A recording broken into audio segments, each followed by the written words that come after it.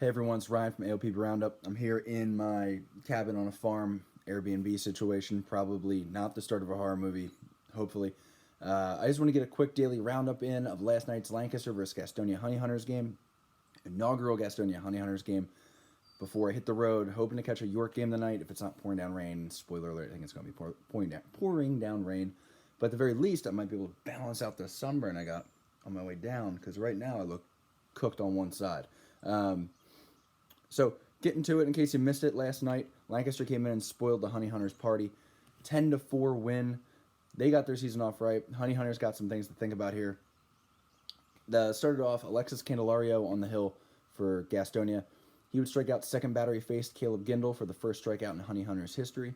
Blake Galen would eventually single that first inning for the first hit in Caro Mount Health Park history. I'll get used to that. I probably won't. I'm terrible. I'm still calling like Houston Stadium Minute Maid Park, so I don't even know what they're playing in now. Is it still Minute Maid? See, this is my point. Keith Philmeyer actually got the nod on opening day for Lancaster. He struck out the side in order to welcome the Honey Hunters to the party, which is brutal. Like, welcome to Atlantic League, struck out the side. So a little tough to get the crowd in the game after that.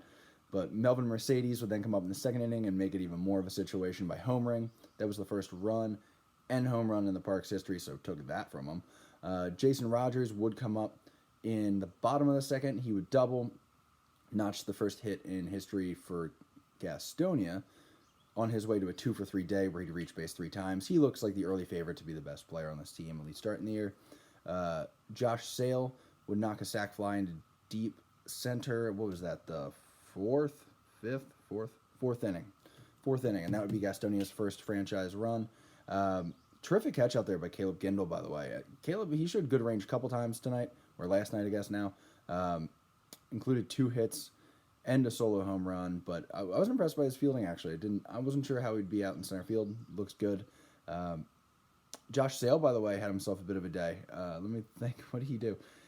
Other than that sac fly, when it was a 10-1 game, it was a 9-run game, the man draws a walk and then steals second and steals third, like back-to-back pitches, it's a vibe. Josh, if you recall, quite a story. First-round draft pick way back a few years. I mean, early 2000s, 2010s. Early 2010s. And then kind of fell off the map because just on and off-field issues. And I think this is his first professional game play in 5 or 6 years. So he's ready to get after it, apparently. Candelario, he doesn't typically pitch deep into games. He did not last night either. He lasted 3 2/3 in this one. He allowed 5 hits, 2 earned runs, 1 walk, and 5 strikeouts. That's not a bad day. I mean, you like to see him go 5, but I don't think that's tough to expect, especially early on from him. I mean, it's a tough lineup. I was looking at it. I mean, Gindle, Galen, Trayvon Robinson, Kelly Dugan, and Ladarius Clark. I mean, it's a bad day. So Melvin Mercedes too. So that's the middle of the lineup they're doing. That's 2 through 7 for Lancaster last night. So it was difficult. But after Candelario left, the bullpen just unraveled, which is really concerning if you're Gastonia. Had concerns about Gastonia's depth to begin with, both on the bench and in the bullpen, and it looked bad.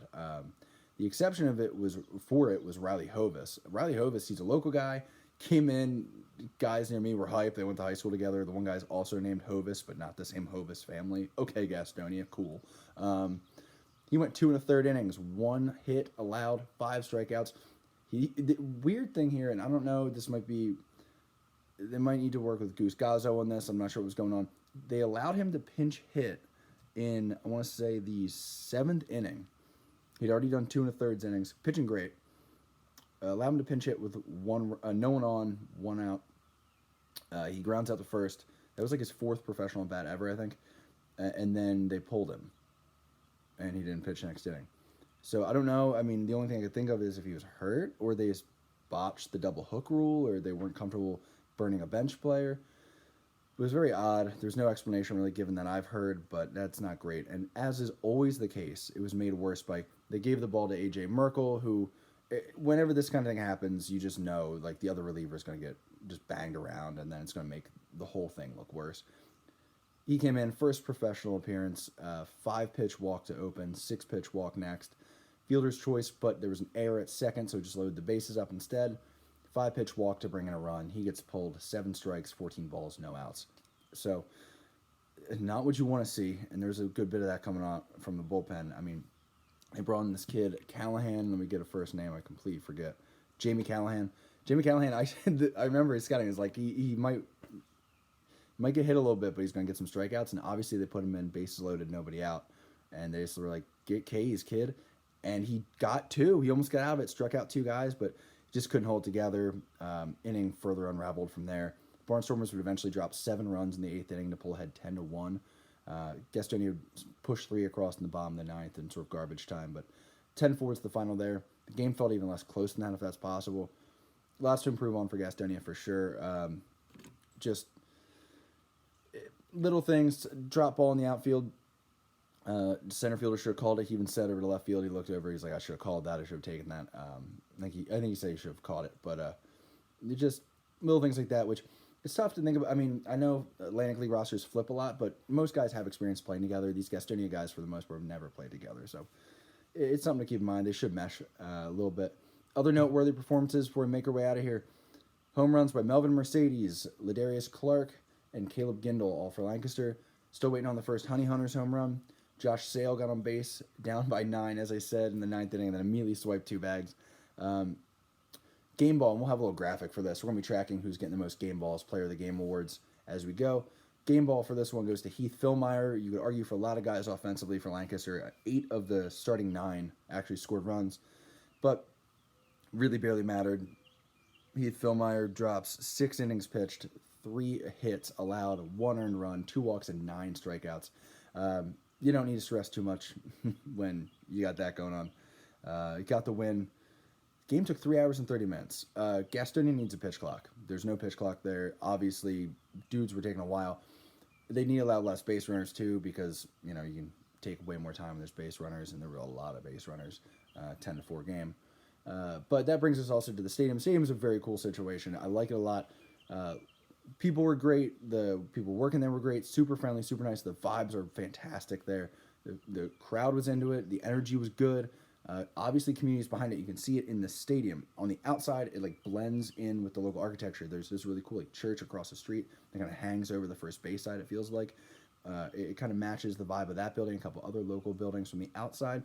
On the inside, it's very small seating sections, 6 or 7 rows. So everything feels very close to the team. And then everyone feels close to each other because it's a very open concourse as you go into the outfield. There's a lot of open seating, open standing areas, standing all the way around the outfield, which is very cool. Not a bad seat in the place. Cool seating area, next to the bullpen. It's a astroturfed out, lawn chair type vibe. There's a whole picnic area, a cabana area. It's really cool. I love the vibe of the place. Areas in the outfield that they could definitely do vendors, local events, things like that. You can tell they meant this place to be a community place. I was just sitting there. I was like, I could see every local high school having events and graduations here. It's really good. I can see what they were going for. They were sort of Gastonia first this whole time, and you can see it in the way the ballpark came together. There's definitely things to improve on. There's some weird, funny things the pitch clocks they need to add. I could use a couple more scoreboards because if you're in center field, you have to turn all the way around to the scoreboard. They're going to get a hang of it, but they got to put up more stuff, more info. Because right now it's just 4 ads, basic info about the guy, a picture. I mean basic, his name, his number, and what he's done, where he's played before. So maybe they'll add season stats to that as we go. And then just the lines where there's very little information given. Music, they need to, Gastonia, you gotta censor your music. What are you doing? There was a couple times I'm they did not get the clean version of this song, and it's wild. Yeah, so that's a thing. But other than that, I mean, had a good time. They're gonna figure out the oddities of it.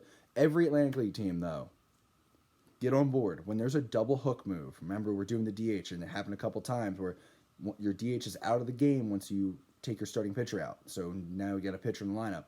You need to be clear about what's going on. So there needs to be a little thing on the video board that says, hey, here's a switch that was made, and an announcement. Because, my scorecard right now is a horror show. I had to actually wait to post this because I need to get my hands on an actual box score to confirm. I didn't even know Gomez went into the game. And he went in the game in, the 4th inning. I knew a change was made, but since Gastonia hadn't posted their roster online, seeing number 19 at second base did nothing for me. I was like, oh, cool, that's useless.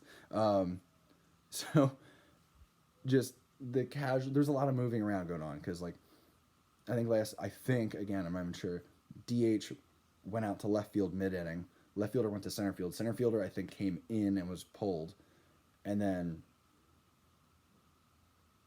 someone else came in at second, or the pitcher's spot was used somewhere. You see, I still don't know. That's bad. Let people know what's going on, because it just seems like confusion and chaos. And if you got a favorite player or two and all of a sudden they're out of the game, or it's like, what happened here? It's good to know. That's all I've got. We got a full slate of games tonight. Don't ask me what they are because I don't have the scoreboard in front of me. The schedule right now is kind of posted in a very weird way, so I can't really easily access it. Wait, let's see what the Atlantic League's got me. Yeah, okay. High Point at York is supposed to be starting up tonight, but I feel like rain could take that out. Lexington at Long Island. I don't know if Long Island's weather is any better. Lancaster is back with Gastonia tonight, and Southern Maryland and West Virginia. So to summarize, Lancaster looked very good. Batters, terrific throughout the lineup, making the most of what they have for sure. It's going to be a little questionable as they get deeper in that rotation. We'll see how they look. And then Gastonia, a lot of question marks. There's so many question marks, but we'll see. I mean, they're going to get used to it. There's a huge learning curve for the Atlantic League. Like, figuring out how the rosters work, figuring out how to connect with people and fill gaps and keep momentum and build a team and a culture, that's difficult. And they have their hands very full down there with a brand new team. So they'll get there. They'll figure it out. Could be a long year, but they're going to figure it out. For now, I'm Ryan with ALPB Roundup. Have a great day. We'll talk about, probably recap Friday's games tonight. So see you soon.